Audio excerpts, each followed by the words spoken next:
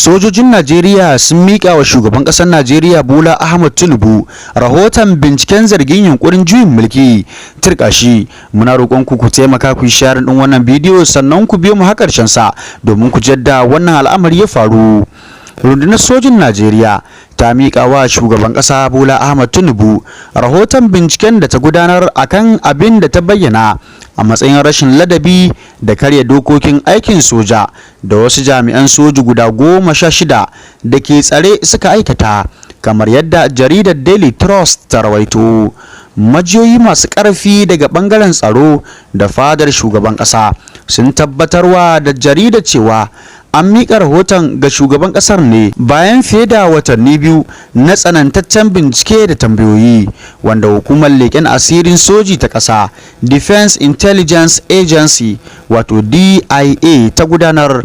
Rahotanni a baya sun danganta jami'an da ake tsare da zargin hannu a wani yunkurin juyin mulki. Wani rahoto da Sahara Reporters ta wallafa a watan Oktoban shekarar da ta gabata ta 2025 ya bayyana cewa an kama tare da tsare wasu jami'an soja daga matakin captain har zuwa brigadier janar a hannun hukumar leƙen asiri ta ƙasa wato DIA bisa zargin yunkurin kifar da gwamnatin shugaban ƙasa Bola Ahmed Tinubu. A wancan lokaci headquarters tsaro ta ƙasa Defense Headquarters da kuma fadar shugaban ƙasa sun musanta cewa an yi yunkurin juyin mulki, duk da rahotanni da dama da suka danganta lamarin da soke bikin faretin ranar 'yancin kai ta 1 ga watan Oktoba da shugaban ƙasar Najeriya Bola Ahmed Tinubu ya yi.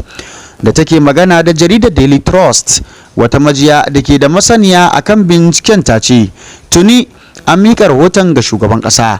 Majiyar ta ƙara da cewa matakin da shugaban ƙasa zai ɗauka kan rahoton ne zai buɗe ƙofofin ɗaukar ƙarin matakai na gaba. To masu sauraron mu kun ji yadda wannan al'amari ya makana, shi me za ku iya cewa dangane da wannan batu? Ku bayyana mana ra'ayoyinku a ɓangaren comment, sannan muna roƙon ku taimaka ku share ɗin wannan bidiyo. Mun gode. Ga wasu abubuwa da al'ummar jihar Kano za su amfana bayan da gwamnan jihar Abba Kabir Yusuf ya fice daga jam'iyyarsa ta NNPP ya koma jam'iyya mai mulki ta APC. Kamar yadda kuka sani, idan ya kasance gwamnan jiha da kuma shugaban kasa suna jam'iyya ɗaya ne, to al'ummar wannan jihar za su ƙara samun damarmaki fiye da a ce da gwamnan jihar da shugaban kasa ba jam'iyyar su ɗaya ba. Kun ga kenan al'ummar jihar Kano za su ƙara samun wasu damarmaki na ayyuka ne, na wasu wato abubuwan more rayuwa ne daga shugaban kasa fiye da a ce gwamnan jihar baya cikin jam'iyyar APC.